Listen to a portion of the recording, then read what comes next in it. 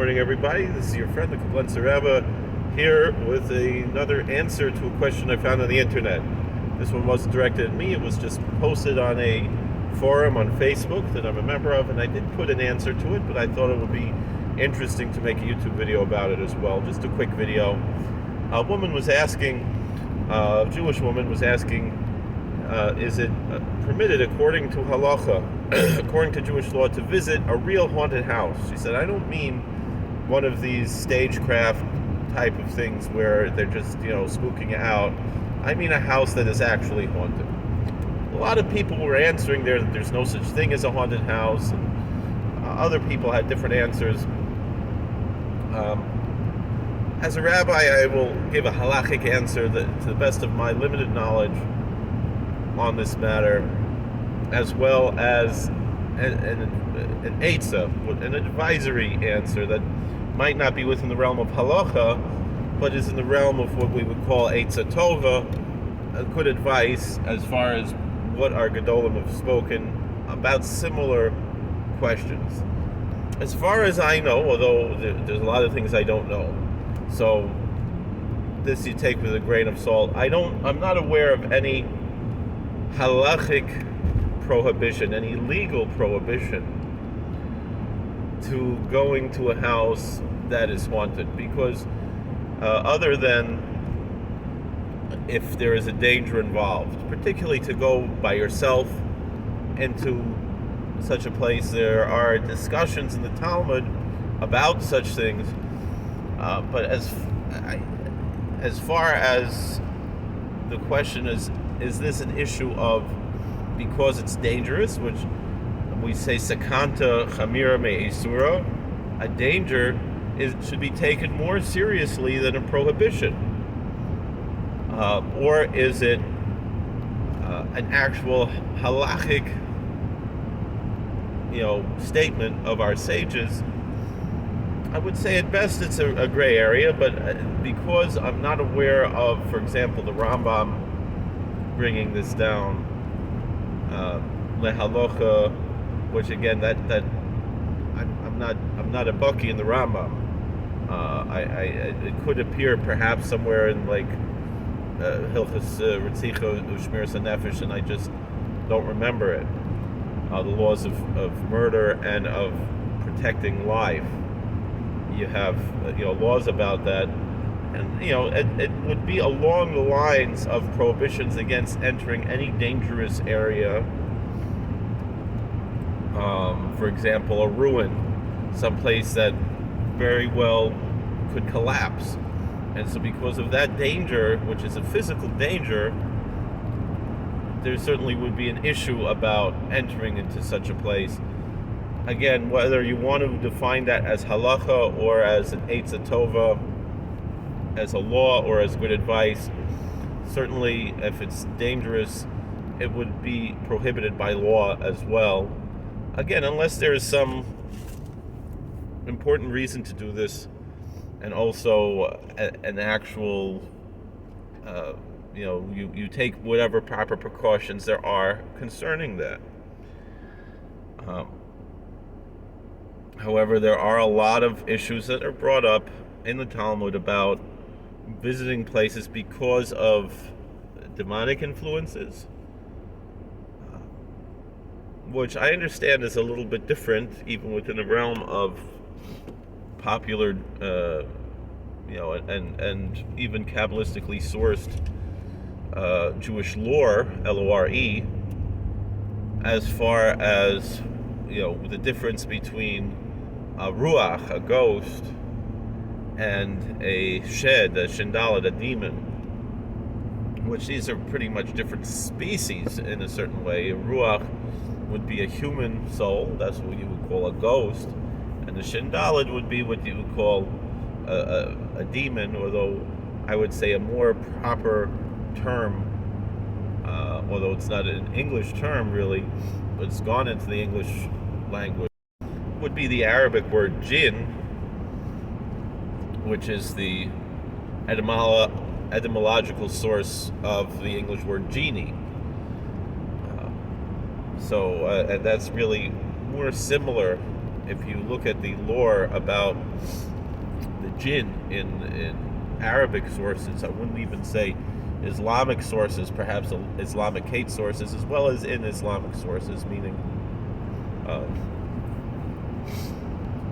the description is much similar to what we speak about Shindal and Shedim and Mazikin, which are damaging demons. As far as, but usually when people speak about hauntings, they usually are speaking about human spirits, we call ruchos. And in some later literature, when a ruach possesses a person, they will use the term dibuk, which became also entered into the lexicon, perhaps most famously because of Sholem Ansky's play about the dibuk, and even the cartoon Rugrats, mention a dibuk. So, but that's the word dibuk means something that's attached. So that's particularly a human soul, a ghost, that possesses a person. And that's because they want to vicariously live through that person and experience the things that were familiar to them during their biological lifetime. As opposed to a demon, I know in a lot of the Christian mythology, you have the idea of demons possessing people.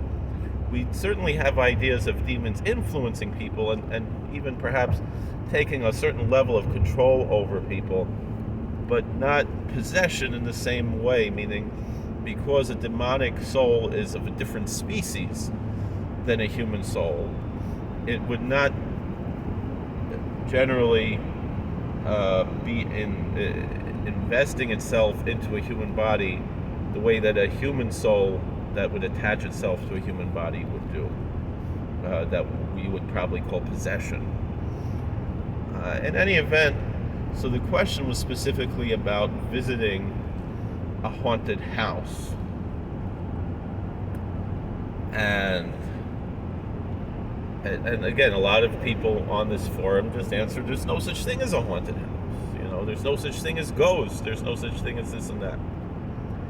I know I'm not sure that I can even consider myself a student of his, but someone who I look up to tremendously is Rabbi Ariel Bar Tzadok, even though I might not agree 100% with him with everything, although getting closer and closer to that. And he's also changed some of his views over the years as well, as have I. But Rabbi Bar Tzadok, often points out that anybody who would say such things is really fooling themselves. The only thing is, on the other hand, he also shows how the superstitious views of these things, the myths that have evolved around such things, are perhaps equally not true. Meaning he considers myth to be an informant of truth, a positive thing. In the Jungian sense, he is a Jungian therapist and trained as a Jungian therapist. But the point that I'm bringing out here is that the truth is really somewhere in between. There's a lot of psychological aspects to what these things are, but that doesn't mean that they're just chemicals in our brain. Everything is chemicals in our brain. I'm driving now and my eyes are seeing a car in the opposite direction, and another one in the same direction in front of me, and the stop signs and the trees and the street and the sky and everything. And what it is that the light is reflecting off of my eyes into my eyes, but then it's being processed with the chemicals in the brain, and that's how I'm able to see. It's really more the brain that sees than the eye that sees, in a certain sense. It's the eye that puts the information to the brain, and so to all of our 5 senses that are recognized. And when it comes to extrasensory perception, the way that we would say it is just because something's only in your brain doesn't mean it's not real. meaning that these beings that exist in what perhaps Jung would call a collective unconscious or collective subconscious realm. That would be more of a psychological and scientific term for these realms. Interact with us, meaning they're just as real. They just exist in another dimension. And perhaps, again, if you want to use something that kind of is along the lines of science fiction, although also somewhat within the realm of quantum physics, the idea of a multiverse and multi-dimensional universe. And so therefore you have these things that exist in another dimension that interact with the chemicals in our brain and talk to people and so forth, and sometimes even can be measured other ways with other techniques. I mean, Thomas Edison, who still holds the record for the most patents, even though most of them were improving on previous patents, which is what most patents are. Although there are other inventors that are coming close today through the years. So Edison, one of his last inventions was a machine that was kind of like a telephone to talk to ghosts. And he was able to record the sounds and the speech of these ghosts. And so too, to this day, the technology has advanced. And there are very well documented recordings of ghosts in places that have a reputation of being haunted, and the recordings are rather convincing. They're often, whispers that are a little bit difficult to hear, but if you can pay attention well enough, it becomes pretty obvious about what you're hearing.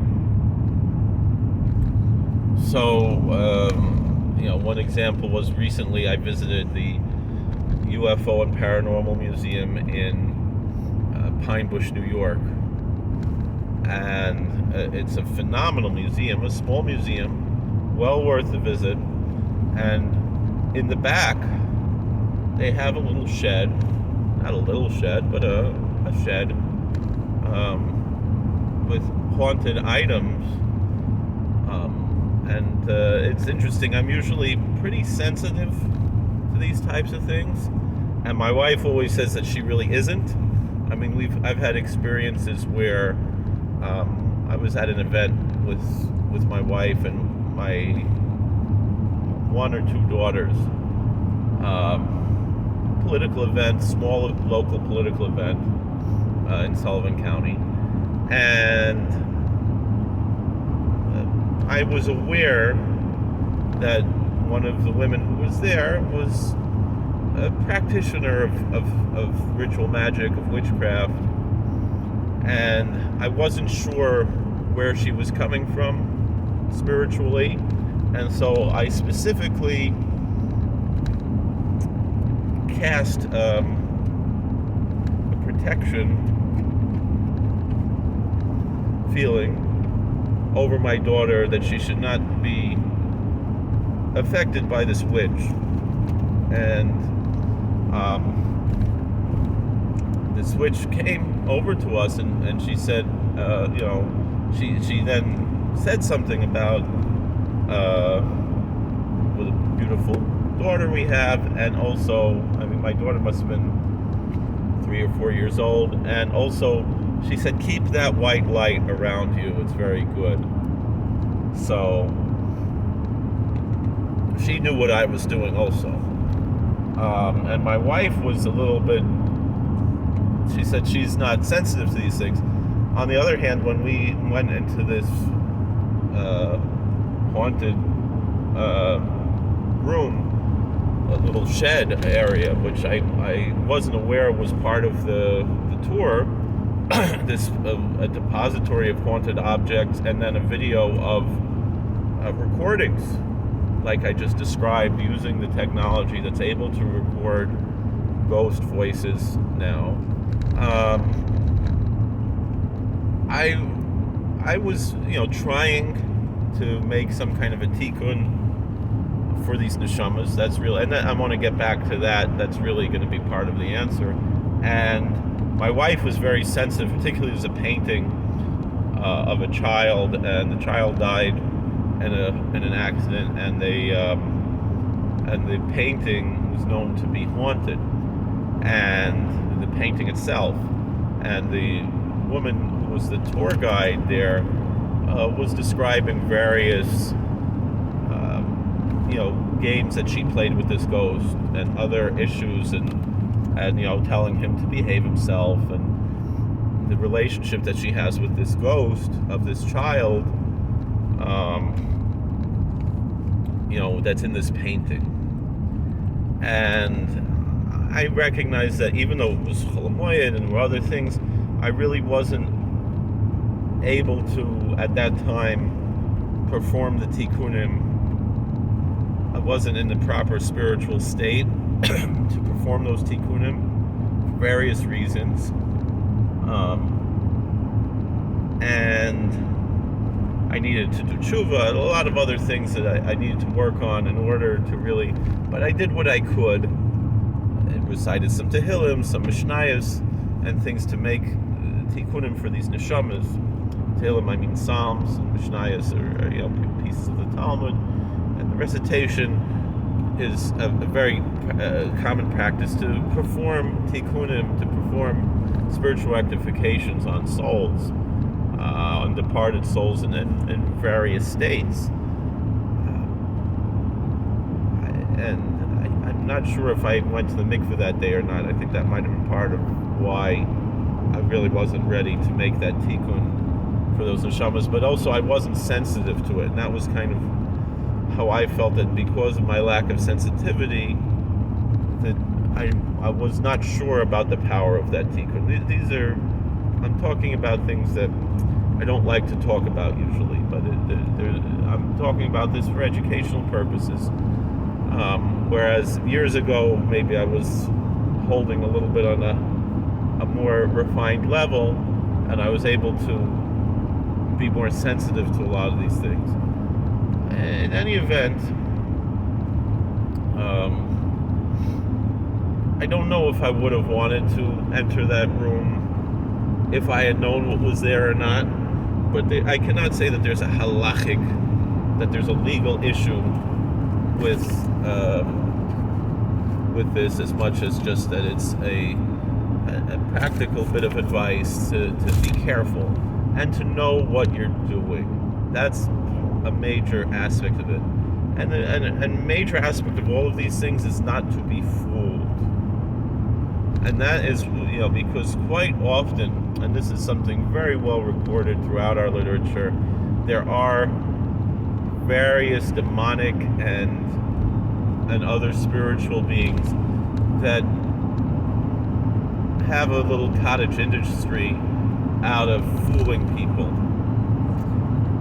particularly pretending to be something more than they are. Because I think one of the most important things about dealing with these other entities that exist is not to exoticize them. And that's just like that is good advice in general, meaning the exoticization, I'm not sure how the word is, of other cultures is a very negative aspect of the ingrained racism that people deal with, and it's important not to exotify people of other cultures, but rather to see them as being just like you. I was watching 2 days ago, I was watching a movie, it was for work, I was watching the movie called The Outsider, where Tony Curtis, who was my Zeta's friend growing up, they used to play handball together. He was Bernard Schwartz, and my Zeta was Baruch was Al Schwartz. I don't know if Tony Curtis might have also been Baruch. Bernard usually is Baruch. Could be Bear, also Dove Bear. I don't know Tony Curtis's Hebrew name or Yiddish name. But anyway, Tony Curtis played Ira Hayes, who was one of the men who lifted the flag on Iwo Jima in the very famous picture. And he was a Native American. He was a Pima Indian.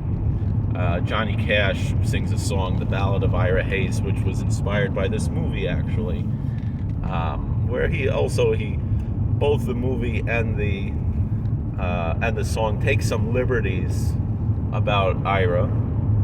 But in the beginning of the movie, and you see this trajectory in this film.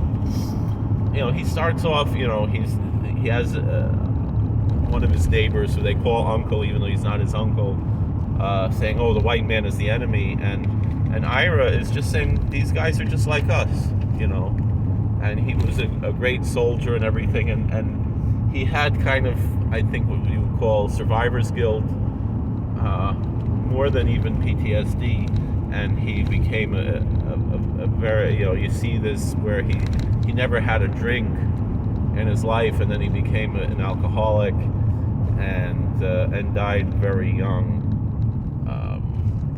dealing with a lot of heartbreak and a lot of difficulty. It's a tragic story about a heroic person and a true story, even though, again, obviously all movies take some liberties when telling these biographical stories, as this movie did. And he couldn't manage, dealing with that. But the point of the movie, the point that I was bringing out here, did we start over again from the beginning here? Is that he did not want to exotify the white man. He wanted to see we're all just the same, even though he was being exotified himself, and that was part of the issues. Here he's being brought around to raise money for war bonds, and he wanted to just be fighting with his buddies in the Marines, and he didn't want to be this hero. He didn't want to be this figurehead. He didn't want to be this archetype, and it was too much for him, and he couldn't handle it. And of course, particularly then in the 40s, the movie was made in the 60s, and it was a little bit more sensitive. But they were talking about, the brave Indian spirit and this and that, and even though it was brought, it was not insulting to him, it was exotifying him, and so the contrast between that, where he did not want to exotify the white man as much as the older people in his community wanted to, but the white man was exotifying him, right, in the movie, and in real life as well.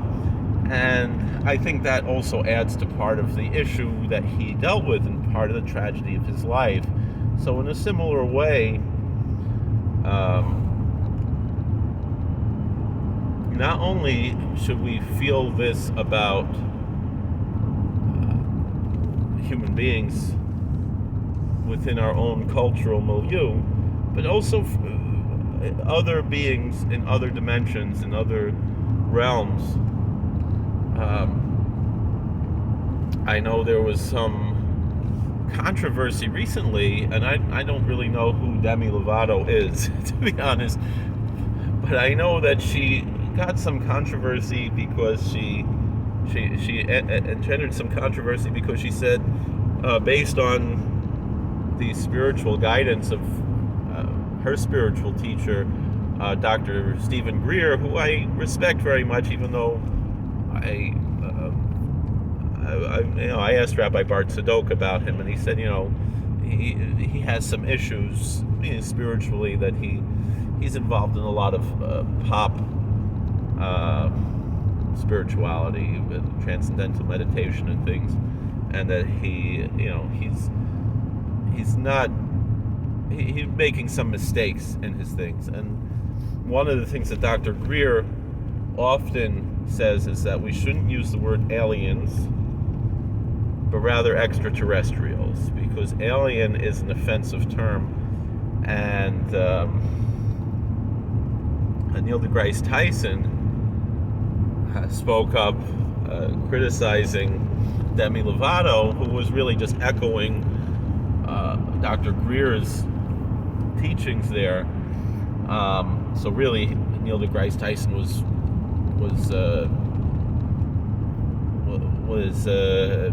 disagreeing with Dr. Greer.